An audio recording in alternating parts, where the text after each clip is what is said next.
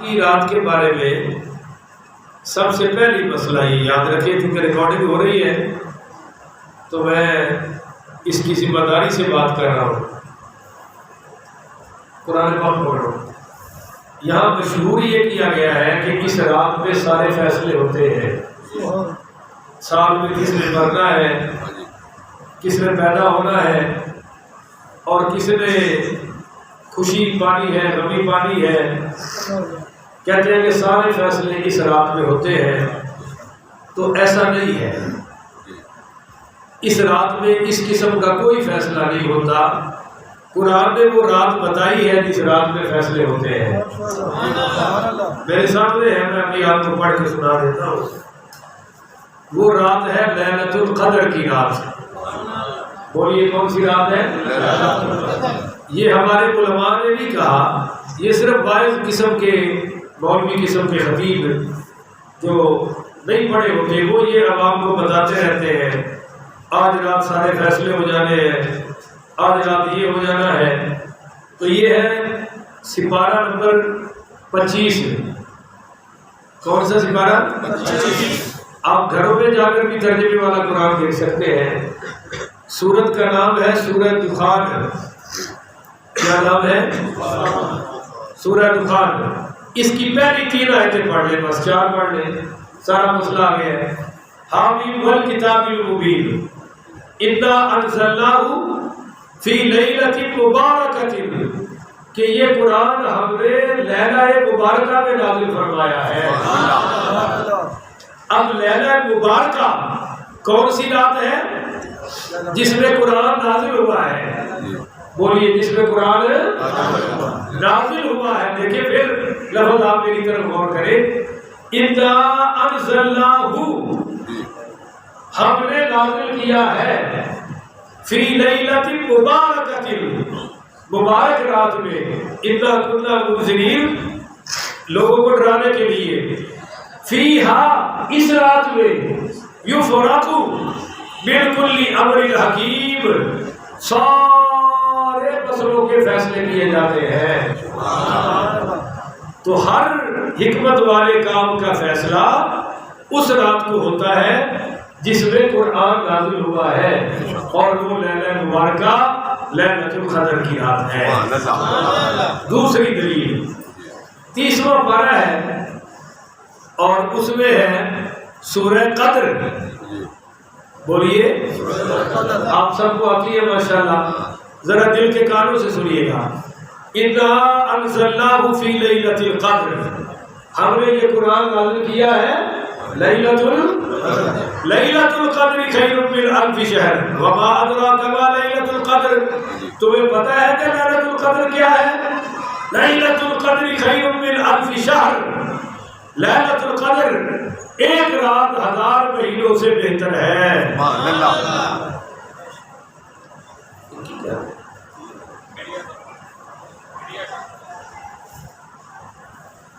اچھا جی، لیلۃ القدر خیر من الف شہر، ایک رات، اب آپ میری طرف دیکھیں تو صحیح، 1000 مہینوں سے بہتر ہے۔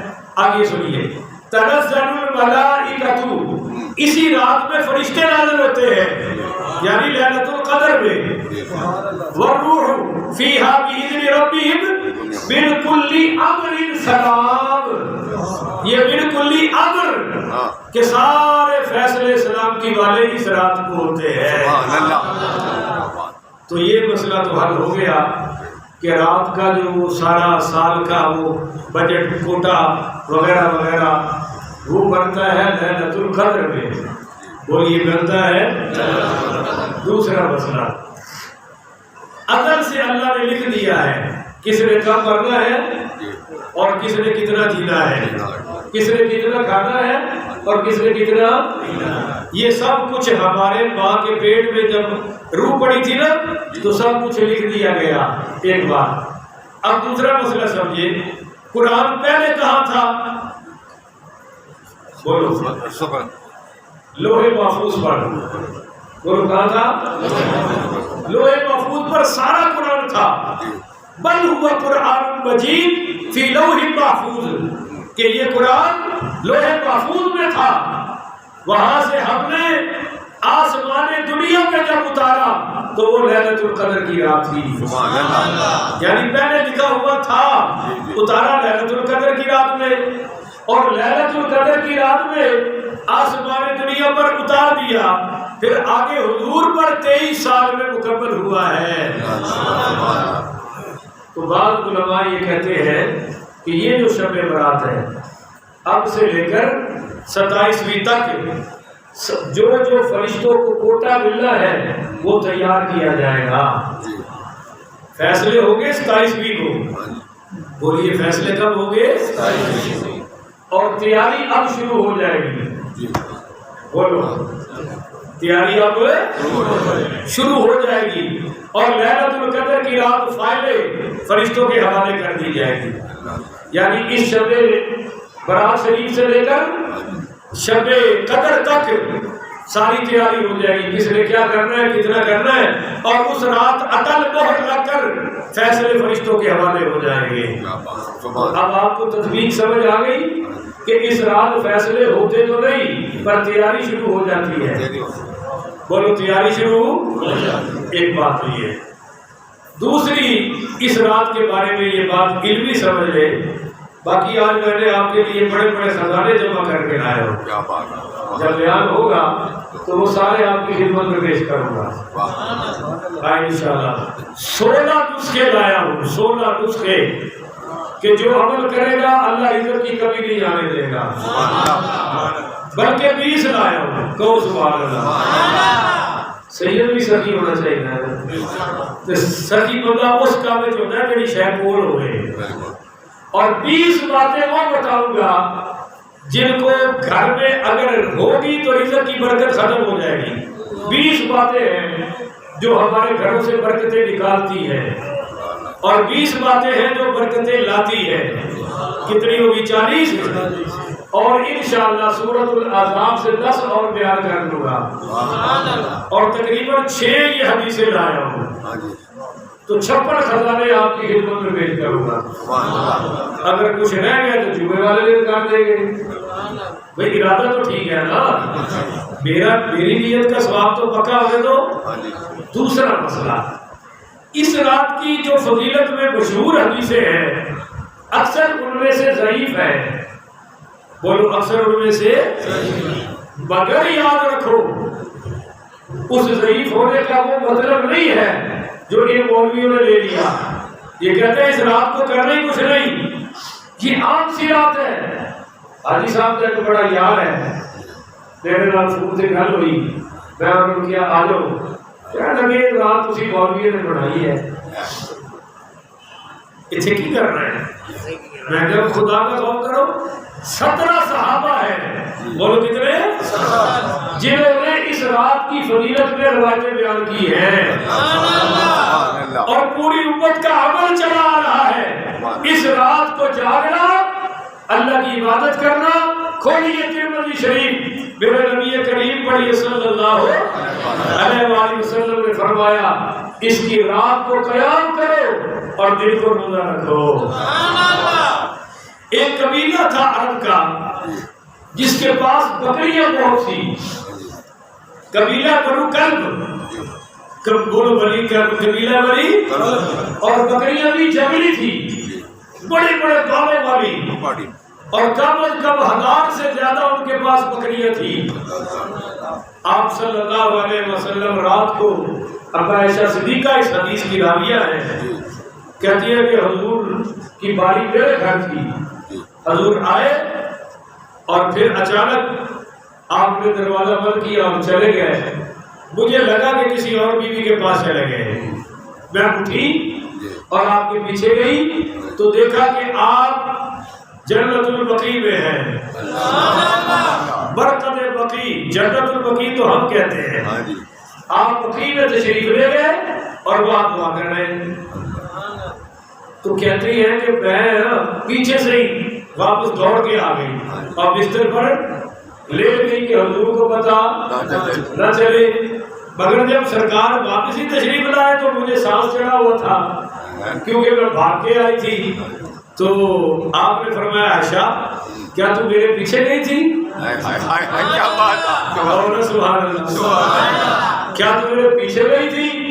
تو حضرت عائشہ کہنے لگی یا رسول اللہ مجھے خیال ہوا کہ کہیں آپ کسی اور بیوی کے پاس نہ چلی جائے، تو آپ نے ایک جملہ فرمایا عائشہ اللہ اور اس کا رسول کسی کا حق نہیں مانتا، آج تیری رات ہے میرے پاس ہی رہنا تھا، پر میں اس لیے گیا عائشہ قبرستان میں جا کر دعا کی کیونکہ یہ وہ رات ہے کہ قبیلہ بنو کلب کی بکریوں کے بالوں سے بھی زیادہ اس رات اللہ گناہگاروں کی بخشش فرما دیتا ہے، ان کے بالوں سے بھی زیادہ ان کی بخشش فرما دیتا ہے۔ تو یہ رات پوری امت کا عمل ہے، تابعین، صحابہ، تبع تابعین، اولیاء، مفسرین، محدثین، امام شافعی جیسے بزرگ اس ساری رات کو جاگتے رہے ہیں، اور وہ یہ سمجھتے ہیں کہ جو اس رات جاگے گا اللہ پورے رمضان کی راتوں کا نور عطا فرما دے گا۔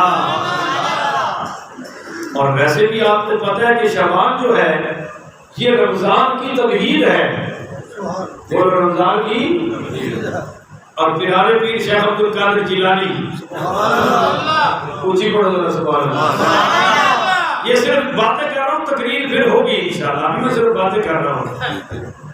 آپ کی حلیت و تعبیر میں لکھا ہوا ہے کہ شعبان کے 5 حروف ہیں، نمبر 1 شین، کہ یہ شرافت والا مہینہ ہے، جو اس کی راتوں کو جاگے گا اللہ شرف عطا فرمائے گا، اور آگے ہے عید، عید کا مطلب یہ عبادت والا مہینہ ہے، آگے ہے با، با کا مطلب یہ بندگی والا مہینہ ہے، آگے ہے الف، الف کا مطلب یہ الفتوں اور محبتوں والا مہینہ ہے، آگے ہے نور، تو نور کا مطلب یہ نور والا مہینہ ہے، جو اس مہینے میں جاگے گا، جو اس مہینے میں عبادت کرے گا اللہ اس کو اپنی رضا کا نور عطا فرمائے گا، اللہ اس کو اپنے محبوب کی قرب کا نور عطا فرمائے گا۔ اور یاد رکھیے کہ آج کی رات کا سب سے بڑا عمل ہے تلاوت قرآن، بولیے تلاوت قرآن جتنی ہو سکے کریں۔ نمبر 2 اللہ کا ذکر، جس میں سبحان اللہ، الحمدللہ، لا الہ الا اللہ، اللہ اکبر، لا حول ولا قوت الا باللہ، یا پھر آپ پڑھ سکتے ہیں استغفر اللہ الذی لا الہ الا هو الحی القیوم واتوب الیہ، استغفر اللہ العظیم، استغفر اللہ ربی من کل ذنب واتوب الیہ، استغفر اللہ اکیلا بھی چل جائے گا، اور لا الہ الا اللہ کا ذکر کثرت سے کیا جائے، اور درود شریف کثرت سے پڑھا جائے، دعائیں کثرت سے مانگی جائے۔ حضور پاک پڑھیے صلی اللہ علیہ وآلہ وسلم چھپ کر قبرستان گئے تھے رات کے ٹائم، ٹولیاں بنا کر نہیں گئے تھے، اور صحابہ بھی ٹولیوں اور جتھوں میں نہیں گئے تھے۔ اگر حضور نے پوری امت کو اسی طرح چکر لگوانے ہوتے تو آپ دن کی روشنی میں صحابہ کو حکم فرما دیتے، اور صحابہ بھی اس پر عمل ہے۔ ایک ہی رات حضور قبرستان گئے ہیں تو کم از کم جو اس بات کے منکر ہے کہ قبرستان نہیں جانا چاہیے وہ ایک بار تو چلے جائے، یا مر کے ہی جانا ہے، نہیں سمجھے ہو، چلے جائے، کیونکہ میرے نبی تو گئے ہیں۔ اور پھر آپ جائیے مدینہ طیبہ میں، روزانہ جنت البقیع کھولی جاتی ہے، تو پتہ چلا کہ روزانہ جانا بھی جائز ہے، بولو روزانہ جانا بھی، مگر لڑکوں کا ٹولہ بن کے جائے، لڑکیوں کا جانا تو ویسے جائز نہیں، بولو لڑکیوں کا جانا جائز ہے۔ خواتین کا قبرستان میں جانے پر اللہ کے نبی نے لعنت فرمائی ہے، وہ تو نہ جائے، مرد جائے، افراد جائیں، اپنے اپنے طریقے سے جائیں، اور اللہ کا ذکر کرتے ہوئے، ہاں ذکر کرتے ہوئے جائیں تو کٹھے جانے میں کوئی حرج نہیں، پر لطیفے سنا دیں، گپے مار دیں، بلڈ بازی کر لی، اس طرح آنا جانا قبرستان میں جائز ہے، کیونکہ یہ آنا جانا عبادت ہے، کوئی عادت نہیں ہے، اس کو بڑی سنجیدگی سے کیا جائے۔ اسی طرح اس رات میں جو پٹاخے وغیرہ چلائے جاتے ہیں یا دن کو چلائے جاتے ہیں، اس کا بولیے اسلام سے کوئی تعلق ہے؟ اللہ رحمت دے رہا ہے، یہ برود دے رہے ہیں۔ اللہ کہتا ہے درود پڑھو، یہ برود کے پیچھے چل رہے ہیں۔ تو ہمیں درود چاہیے یا برود چاہیے؟ بولیے۔ تو پھر اپنے بچوں کو کیوں پیسے دیتے ہو پٹاخوں کے لیے؟ آخر کوئی ہندوؤں کے بچے تو نہیں ہے جو پٹاخے چلا رہے؟ آج ہندوؤں کی دیوالی تھی، ان کی دیوالی کی رات ہے، ان کی پٹاخوں کی رات ہے، اور ہمارے لیے عبادت کی رات ہے۔ صلاۃ التسبیح نفلوں کی جماعت تو نہیں ہوتی، پر اس وجہ سے جماعت کرائی جاتی ہے کہ سارے افراد پڑھ سکتے۔ بولیے نا، کہ بعد اتنے بزرگ ہوتے ہیں کہ ان کو وہ تسبیح کی گنتی یاد ہے۔ تو چلیے ایک چھوٹی سی سہولت نکل آتی ہے کہ قاری صاحب آگے پڑھا لیتے ہیں اور پیچھے سارے، وغیرہ نفلوں کی جماعت جیسا کہ آپ دیکھتے ہیں کہ وطروں کی ہم جماعت نہیں کراتے یا سنتوں کی جماعت، تو یہ صلاۃ التسبیح تو نفل ہے، بولیے یہ سنت بھی نہیں ہے۔ تو یہ سارے آداب ہیں، آپ بڑی دل جمی کے ساتھ اور بڑے تقدس، بڑے ادب، بڑے احترام کے ساتھ اس رات میں بیٹھے۔ میں اگلی نشست میں انشاءاللہ بتاؤں گا کہ جب بیان ہوگا تو کہ کون کون سے ہیں وہ لوگ، میں نے جمعے میں بتا دیا تھا جن کی بخشش اس رات کو بھی، بولو سارے۔ تو اب ہم نے دیکھنا یہ کہ ہم ان میں سے تو نہیں ہیں، اور کچھ ہے جن کی بخشش ہونی ہے، اللہ کرے ہم ان میں سے ہو جائے۔ بس یہ ایک مشکل پرچہ ہے اس رات کا، اگر ہم نے وہ حل کر لیا تو پھر بارے نہارے ہو جائیں گے، بولو بارے۔ اور آخری اپیل یہ ہے بڑی زبردار کہ لفظ کہیں سخت نہ ہو جائے، میں نرم سے نرم کر کے بات کرنے کی کوشش کر رہا ہوں کہ اسلام صرف ایک رات کا مذہب نہیں ہے، بولے آپ سارے، اسلام صرف ایک رات کا مذہب ہے۔ آج تو جاگ لیا اور فجر کی چھٹی، کیوں جی رات جاگ لیا؟ بھائی جی رات جاگے ساری زندگی جاگنے کے لیے، نہ کہ فجر میں بھاگنے کے لیے۔ کیا خیال ہے؟ ساری زندگی جاگنے کے لیے، نہ کہ نمازوں سے۔ تو تھرما میٹر ہے یہ، آپ کو چلو پورا قصہ سنا دیتا ہوں، کون سبحان اللہ۔ حضرت عبداللہ ابن مبارک فرماتے ہیں کہ 18 سال ایک بابا جی میرے ساتھ تہجد پڑھتے رہے، اور وہ مجھ سے بھی پہلے آ کر میرے راستے میں کھڑے ہو جاتے تھے۔ ایک بار میں آیا، میں نے دیکھا کہ بابا جی کوئی نہیں، میں نے کہا چلو کوئی مصروفیت ہوگی۔ دوسرے دن بھی نہیں تھے، تیسرے دن بھی نہیں تھے، چوتھے دن میں پیچھے چلا گیا تو بابا جی لاتے لاتے رکھ کے پہ سن جاگ رہے سن۔ میں کہہ دیا تہجد نہیں پڑھنی، اس نے کہا میں نہیں پڑھنی۔ تو حضرت عبداللہ ابن مبارک بہت بڑے رئیس المحدثین گزرے ہیں، فرمایا کہ بابا کیوں نہیں پڑھنی؟ کہنے لگا وہ آج سے 3 دن پہلے ایک بڑا بزرگ قسم کا بندہ آیا تھا، اور وہ کہہ رہا تھا کہ تو روزانہ پڑھتا ہے، کبھی رب سے پوچھا کہ پچھلی قبول بھی ہوئی ہے کہ نہیں؟ تو عبداللہ ابن مبارک کہتے ہیں میں سمجھ گیا کہ شیطان تھی۔ بولو کون تھی؟ تو میں نے کہا دل میں اعوذ باللہ من الشیطان الرجیم کہ پتہ نہیں ظالم کون سا تیر مار گیا بابے کو۔ تو کہا بابا جی پھر آپ کیا کر رہے ہیں؟ کہنے لگا ہو رہا اللہ میں نے دسے نا کہ پچھلی قبول ہے تو پھر اگلی پڑھنی ہے۔ کتنی بڑی بات کر رہا ہے کہ پہلے اللہ پچھلی تو بتائے کہ میری قبول ہے، اگر اللہ بتائے کہ پچھلی قبول ہے تو میں اگلی پڑھوں گا۔ تو بابا حضرت عبداللہ ابن مبارک نے فرمایا بابا آ جا، پچھلی ساری قبول ہے۔ کیا بات ہے، بولو پچھلی ساری کیا لگا پوچھے ہی آپ پڑھو۔ بابا بھی تو سمجھدار تھا، اور تو پوچھا پتر ہے؟ فرمایا ہاں پوچھا ہے۔ کیا لگے کیسے پوچھا؟ کیا لگے بابا جی جس کی اللہ پچھلی قبول نہ کرے اگلی کی توفیق نہیں دیتا، اور جس کو اگلی توفیق مل جائے سمجھو پچھلی قبول فرما لی ہے۔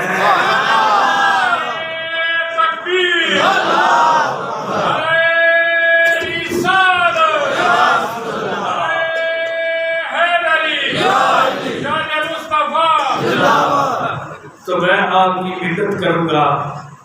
ابھی ہاسپٹل سے میں عشاء کے بعد نا مغرب کے بعد گیا ہوں تو ایک اچھا بڑا بندہ کتے سے کھیل رہا تھا. اب میرے دل میں آیا کہ میں اس کو کوئی بات تو کروں. میں پاس کھڑا تھا تو میں نے مسکرا کے کہا میں کہ یہ تھوڑے پاک کپڑے پلیت پیا کرتا ہے. آج رات تسی عبادت کرنی ہے اللہ کا کرنی ہے اور ایک کتے کا پتر تمہیں ناپاک کر رہے ہیں. یہ تھوڑے کپڑے پلیت کر رہے ہیں تو تسی سجدہ بھی کرنا ہوگا. انہیں تھوڑا جہا جو پیچھے کیتا تو پھر کہتا میں عشق دے سجدے کرنا وا. میں مولوی والے سجدے اب سن رہے ہو. اور اس کتے کو اٹھایا اور موٹر سائیکل میں آگے ٹینکی میں بٹھا لیا. میں کہ تسی یہ نہیں بٹھایا جی میں پتر میں بٹھائی ہے. میرے کو بھی تو رہا نہیں نا جانا تمہیں پتہ ہے. میں تمہیں پتہ بڑا صبر والا بندی ہے. میں کیا تو یہ نہیں ٹینکی دے بٹھایا ہے اور واقعی وہ پچھلیاں ٹنگا ٹینکی دے اگلیاں ہینڈل دے. ٹھیک ہے. میں کہا یہ نہیں بٹھایا جی میں اپنا پتر بٹھائی دے. وہ کو میرے پورن لگ گیا تے میں انہوں کہا میں پھر گل بدلی. میں کہا یہ دس بھی امام حسین نے اتنے کہڑے سجدے کیتے سن. اچھی آگے میں کہا تو تے کر لیا عشق دا. جی ہاں پتہ لگ گیا سی رنگ بھی ہوئی سی. میں کیا یہ دس دے بھی امام حسین پاک علیہ السلام رضی اللہ تعالی عنہ نے جڑے کربلا دی دھرتی تے سجدے کیتے نے وہ کہڑے سن؟ کتے والے سن یا اندر والے سن؟ بولو نا. وہ نماز والے سن یا تیرے والے عشق والے سن؟ با پھر انہیں دتی ریستے ہو گئے. امام حسین کا نام لو تو صرف کھڑے ہی میدان وچ رہندے نے کھوٹیاں دی دوڑا لگ جاندی ہے. تو میرے بھائیو اللہ تعالیٰ سے عافیت مانگے سلامتی مانگے. غوث پاک سے بڑا ولی تو ہے ہی کوئی نہیں. ٹھیک ہے. سید الاولیاء فرماتے ہیں تہجد کے وقت میں اٹھا ایک بڑی نورانی صورت ہے بڑا قد کاٹ چتا جبہ کبا دستان بس ایک چیزیں سر لے جاتی ہے. اور آگے کہنے لگا عبد القادر مجھے اللہ نے بھیجا ہے. اللہ تجھ پر اس قدر راضی ہو گیا ہے. اللہ کہتا ہے عبد القادر سے کہہ دو اب اس کو نماز معاف ہے. بولو اس کو نماز ہے. تو پیرانے پیر نے پڑھا اعوذ باللہ من الشیطان الرجیم. فرمایا ظالم تو ابلیس ہے. اللہ نے اپنے آخری نبی کو معاف نہیں فرمائی. ابو بکر عمر عثمان علی اور حسن و حسین کو معاف نہیں کی. مجھے کیسے معاف کر دیا؟ بھاگ جا کمینے مجھے گمراہ کر رہا ہے. بھاگ گیا. پیرانے پیر فرماتے کچھ دنوں بعد پھر آیا اور اے گل بڑی غور سے کہنے لگا عبد القادر تیرے پاس تھا قرآن کا علم. تیرے پاس تھا قرآن و حدیث کا علم تو گیا باچے نہیں تے میں یہی گل کہہ کے 50 جاہل پیراں نوں نماز تو چھٹی کرائی. 50 جاہل پیراں نوں بولو نماز تو چھٹی. جاہل صوفے انہوں نے نماز چھڑ دیتی. پر تیرے پاس چونکہ قرآن و حدیث کا علم تھا تو تکڑا تھا مولوی تھا عالم تھا بچ گیا. تو پیرانے پیر نے پھر فرمایا اعوذ باللہ من الشیطان الرجیم. فرمایا دفاع لانتی مجھے علم نے نہیں بچایا رب کے فضل نے بچایا ہے. اب تو مجھے علم کی چابی دینے آیا کہ میں بڑا عالم ہوں. عالم شان کچھ نہیں ہوتا اگر رب کا فضل نہ ہو اگر اس کے رسول کا کرم نہ ہو. جو ہوتا ہے رب رسول کے کرم سے ہوتا ہے. آپ کو بات سمجھ آ گئی ہے. تو آپ کی اور میری یہ رات تب قبول ہے کہ فجر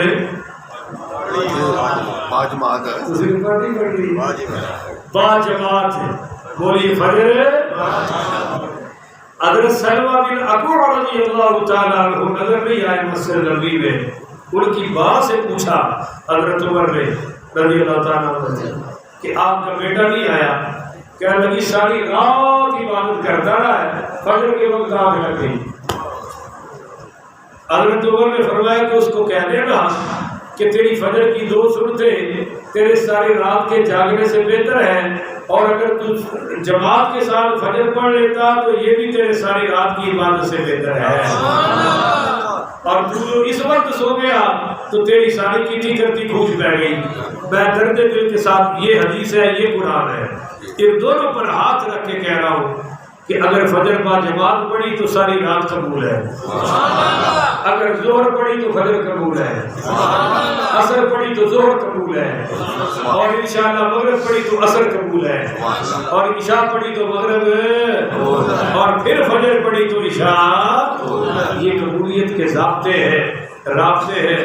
آئے اور چلے گئے، یہ کیا ہوا؟ آئے تو بس آ گئے، بولو آئے تو حضور نے مجھ سے نبی میں فرمایا بیٹھ جاؤ، صحابہ بیٹھ گئے۔ باہر نکلے تو دیکھا ایک صحابی کا ایک پاؤں گھر کے اندر تھا، ایک پیر تھا، وہ وہیں بیٹھے ہوئے تھے۔